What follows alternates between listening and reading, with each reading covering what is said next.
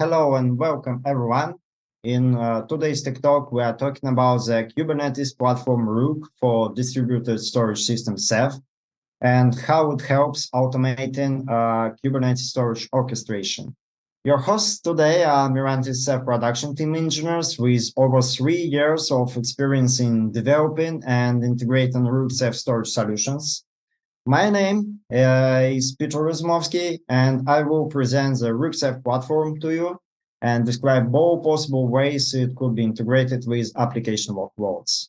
Hello, my name is Denis Egorenko, and I will show you some scenario of efficient usage of Ceph-based storage types such as block, object, and file storage for storing some workload data. Also, we will share some best practices for day 1 and day 2 operations, which we experienced during all our time of managing Rook Ceph, and which you can find useful for your workloads. Tech Talk is targeting the listeners who understand Kubernetes basics and heard about Ceph and Kubernetes clusters and are thinking of using it as a storage backend for their applications. We don't want to deep dive into Ceph specifics. We want to show you that Rook Ceph is as simple in usage as in management. So what will this Tech Talk cover? We will get a high-level knowledge of how the Ceph storage system works and how Rook platform orchestrates and allows operators to manage Ceph cluster configuration. As soon as we learn how Rook Ceph works, we could talk about what user experience it provides. The understanding of user experience abilities is a crucial knowledge. Therefore, we decided to demonstrate how Ceph-based types of storage could be used in application workloads. Denis will lead us through several scenarios on how to connect Ceph-based storage to a Kubernetes application. Once we have a clear vision of Ceph cluster usage, we will share the best practices we learned over the years of developing, improving, and delivering Rook Ceph platform as a basis of our Mirantis component. Let's start with Ceph and Rook basics of architecture and management techniques. First of all, what is Ceph and what is Rook? Ceph is a unified distributed storage system which delivers all three types of storing data, as blocks, as objects, and as files. Although the Ceph documentation welcome page says that it is easy to manage, everyone who saw and tried to manage Ceph for the first time could disagree with it. However, engineers who spend some time learning how exactly Ceph delivers storage and manage its own states could agree that Ceph is more or less being a pretty easy to manage system. Therefore, let's say Ceph is an easy to manage system with a high entry threshold. Our Tech Talk is focusing on lowering this threshold. In fact, Rook as a platform for integrating Ceph with Kubernetes clusters helps to ease Ceph cluster management a lot.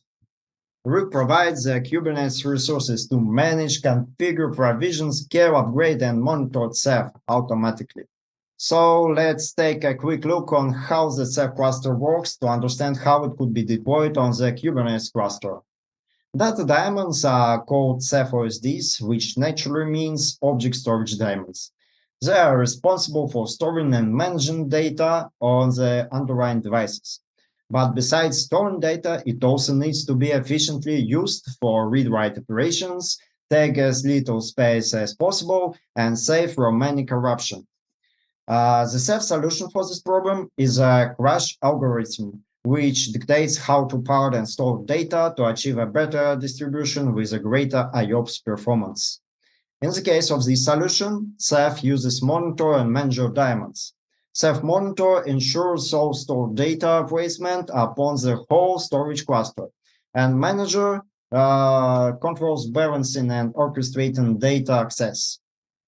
Therefore, Ceph Monitor number of daemons should form a quorum, which agrees on the data placement map in a cluster. Speaking of Ceph managers, there should be always one active for cluster accessibility. Now, Ceph OSD store multiple types of storage data. What are these types? Block storage is driven by Ceph Manager daemons, And for object storage, we have Ceph RGB daemons. For file storage, by analogy, we have Ceph metadata server daemons, or Ceph MDS. All these daemons are connected to a public network, which provides an external access to a storage system, and cluster network, which is required for inner daemons communication. So how does Rook implement Ceph support on Kubernetes clusters? All of these daemons are wrapped by Kubernetes applications like deployments and daemon sets, which means that even with no additional management, Ceph daemons are using basic Kubernetes applications HA abilities. All entry points are wrapped by Kubernetes services. That means that besides the standard public and cluster networks, it also provides entry points to a Kubernetes load balancer network, which is accessing the desired data. Talking about accessing Ceph storage, Rook spawns a CSI provisioner, which allows connecting Ceph-based volumes to Kubernetes applications through CSI driver. That means Rook provides an ability to dynamically provision persistent volumes, which are stored in Ceph pools with fully automatic lifecycle management.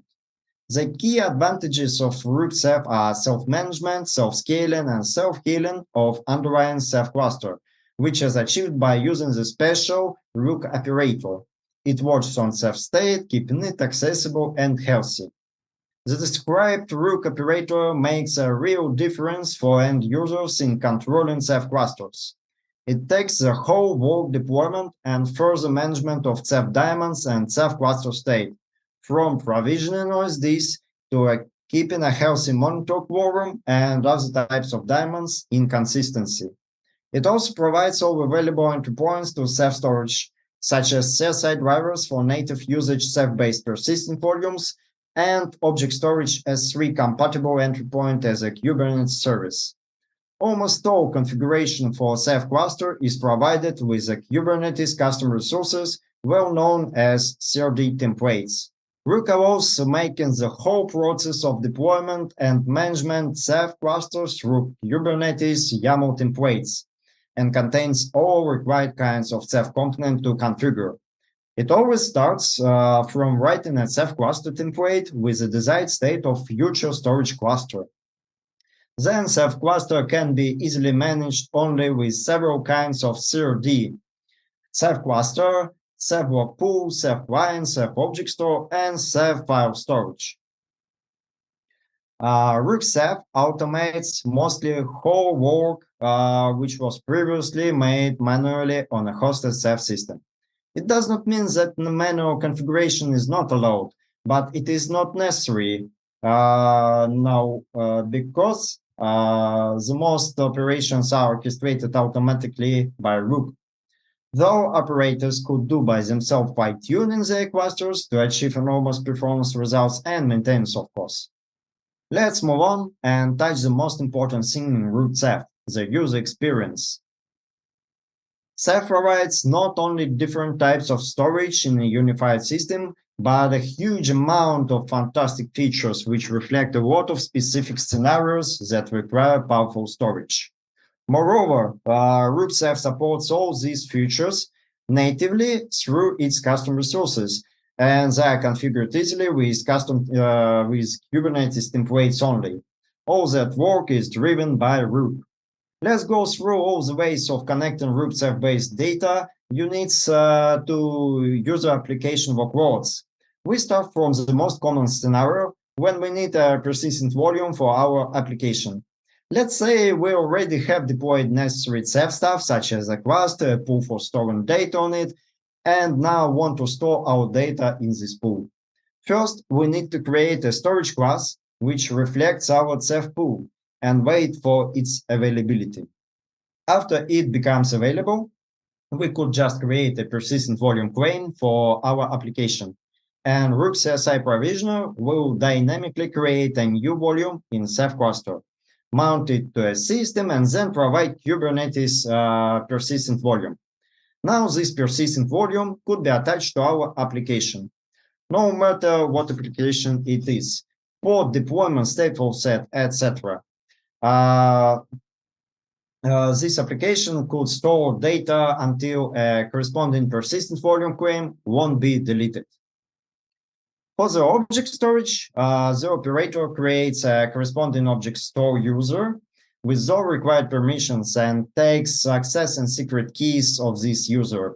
Now, user credentials, along with object storage entry point, could be used in any client which support S3 API.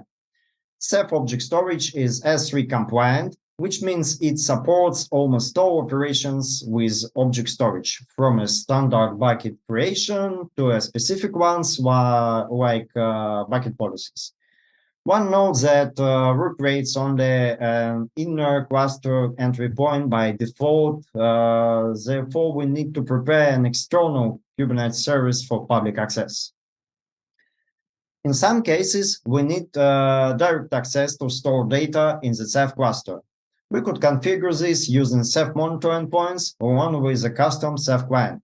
All we need is to create a custom Ceph client with required permissions to access desired Ceph pools and get Ceph client carrying to allow authenticating requests. And that's it. We could store and manage data on permitted Ceph pools. And according to Ceph direct access abilities, need to mention that's how all the integration with OpenStack services works. Ceph provides an access to the pools, which will be used as a storage backend for different OpenStack services with special Ceph clients. It could be widely used for the services which implies to store something, like Nova, Cinder, Gwan, Swift, and Manila. By the way, Mirantis Ceph is closely related to provided storage backend to OpenStack services because of deep usage in Mirantis OpenStack on Kubernetes product. We are providing OpenStack atop Kubernetes, which uses Ceph atop Kubernetes. Okay, now we want to show some real cases of using Rook Ceph storage in different application workload scenarios. I'm passing the word to Denis. Okay. So today we have two common scenarios of Ceph usage. The first one will cover block storage usage, and second will cover object storage and file storage usage. So we already have deployed and configured the Kubernetes cluster. In our demo, we will use Mirantis Kubernetes engine, but these scenarios can be applied on your own Kubernetes cluster. So as far as Rook has an official Helm chart, we installed Helm and configured it. After that, we deployed the Rook chart itself, and this chart contains the Rook operator and all required resources. Also, we already have deployed the Ceph cluster, and today we will use the latest stable Ceph version. It is Quincy.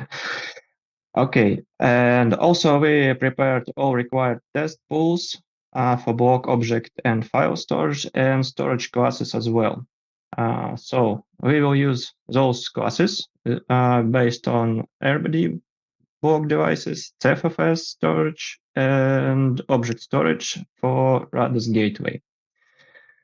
Okay, so first scenario. Let me show it first before applying. So this is simple scenario which contains persistent volume claim and deployment, which will consume it. And deployment does actually nothing. We will do some writes in that pod, and then we will check that it's actually saved. So let's start. Let's check our pods. So it's getting created.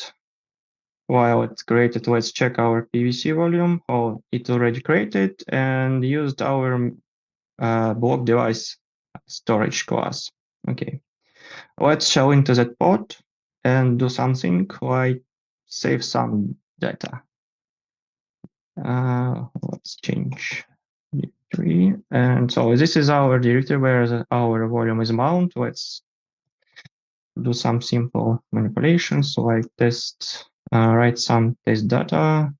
Okay, so currently this pod is mounted on this node. The is 1. Yeah, so let's drop from this node our demo label to check what's gonna be if this volume will be mounted on another node.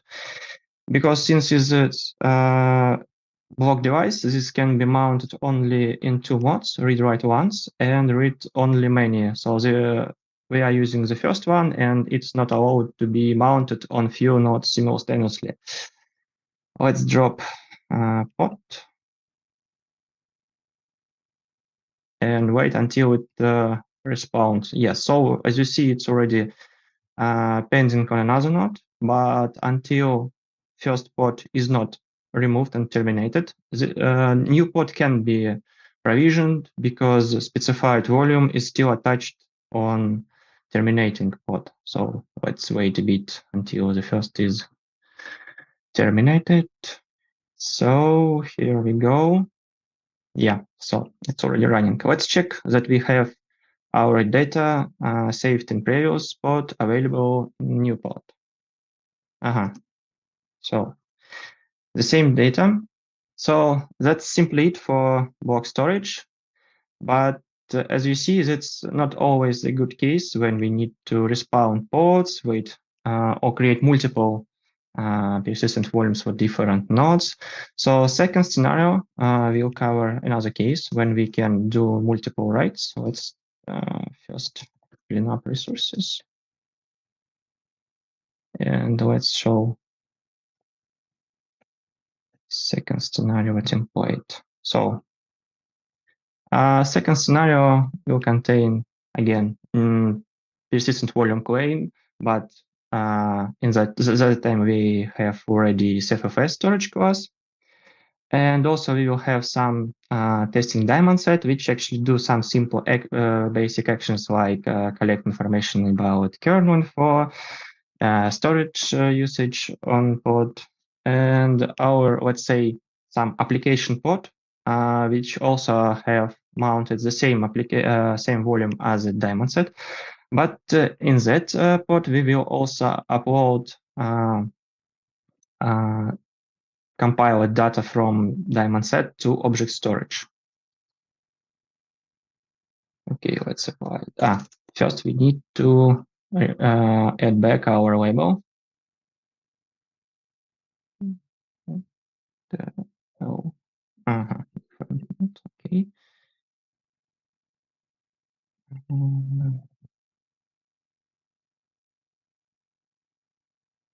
And let's apply it.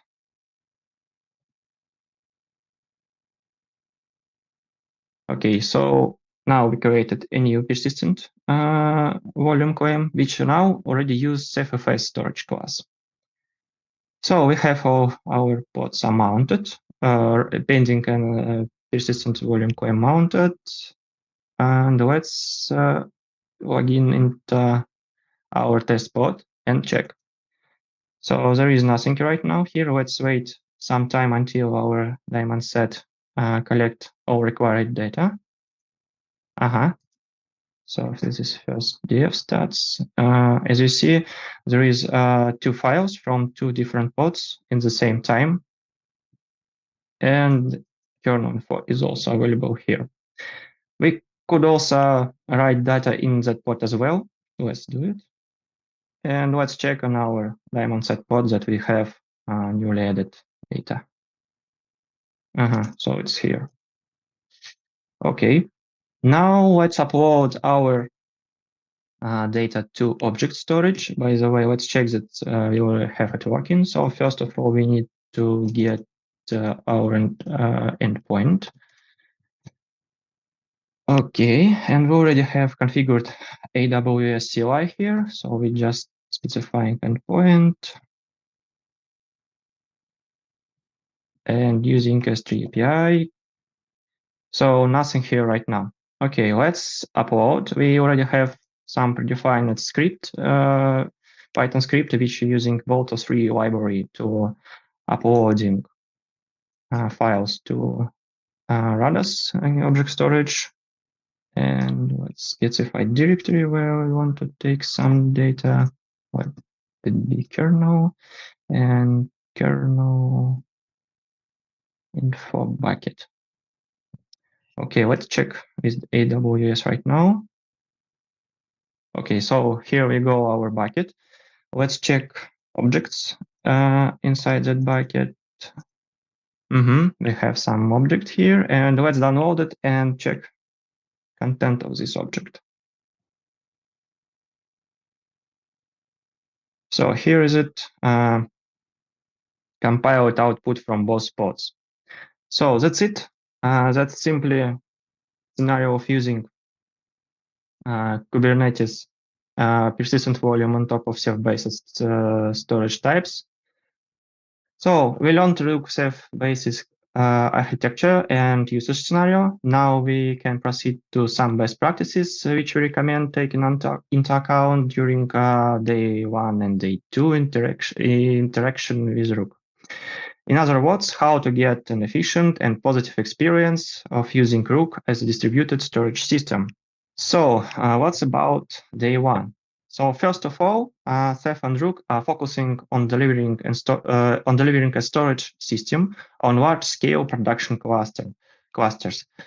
It should be considered during resources planning to allow Ceph to be an efficient performance system. So please plan your architecture and hardware resources accordingly. Second, during OSD planning, we recommend splitting OSD's data and metadata onto different devices. If the underlying device for data is rotational, like a HDD disk, for metadata, it's better to use solid-state drives or NVMe. Other our recommendation for experienced usage for Rook Ceph is to configure the Ceph daemons resource usage and placement during configuration and deployment phases. Resource usage management helps flexibly configure daemons resource usage not higher than desired and expected. It's doubly important in hyper-converged environments where Ceph also could be configured with the exact request limit frames for each type of daemons. Ceph daemons placement is another side of smart resource management. Rook allows configuring node placement for each type of Ceph daemons, which opens up opportunity to choose which nodes exactly should run each type of Ceph daemons. So summing up, resources and placements sections are doing great job on flexible node resource management and configuration, and we recommend using them during day 1 operation. So now let's talk a bit about hints we got from the most encountered requests we experienced during Rook Ceph usage. Rook Ceph supports deploying Ceph system on multiple networks. There could be different racks on different networks, and Rook accepts such setups out of box. All you need to pass comma-separated list of desired subnets to config, and Rook spawn all needed daemons on it.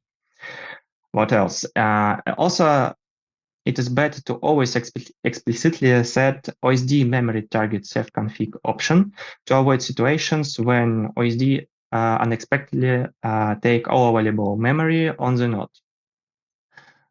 For better performance, we recommend diving into how Ceph stores metadata, where each part of each object is stored. This metadata approach called BlueStore, and BlueStore tuning can give you a killing performance compared to default settings, depending, of course, on your setup. So we recommend paying attention to BlueStore cache and DB compaction configuration options. And the last advice, but not least, is to configure Rook integration with LMA because it's supported out of the box. So going to day 2 operations, the most frequent operations are OSD management, maintenance, version upgrades. So regarding hardware maintenance, there could be different types of maintenance like power outage, planet maintenance, some hardware failures. But despite the type, any maintenance requires disabling the Rook operator because it has some automatic self-healing and self-managing manipulations, which can be a pain during your maintenance if you will not disable it.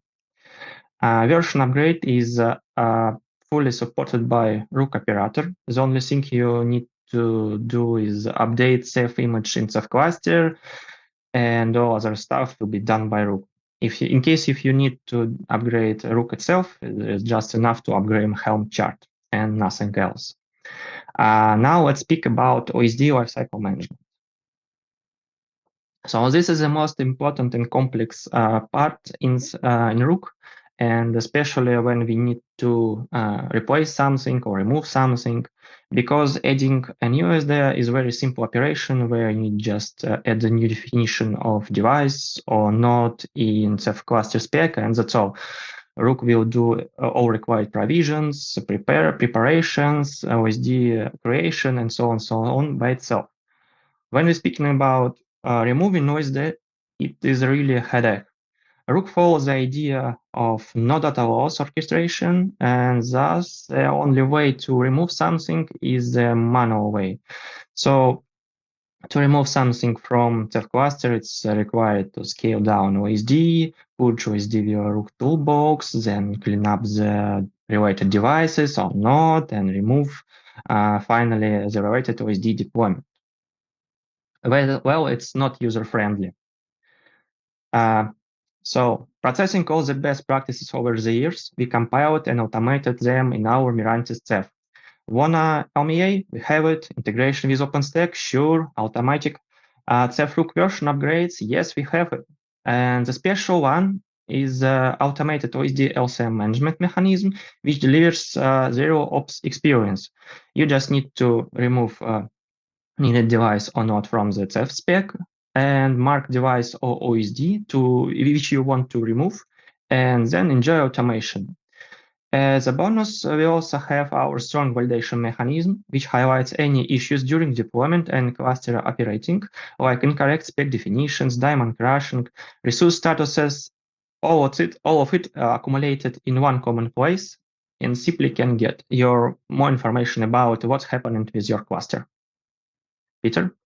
Okay, cool. Thank you for your questions. And thank you, everyone who is listening. Thank you for your patience. I hope you found this tech talk useful and a good entry point in trying Rook Ceph as a distributed storage system for your Kubernetes application workloads. Join us for upcoming tech talks on October 3rd with the topic single sign for Kubernetes using DEX. And the next one will be on October 17th with the topic platform engineering with Backstage getting started. Please take advantage of it if you can. And I believe it will be a really interesting thing. Thank you for the attendance. And if you do have any questions, please reach out to us at mirantis.com and we'll be happy to give you more information.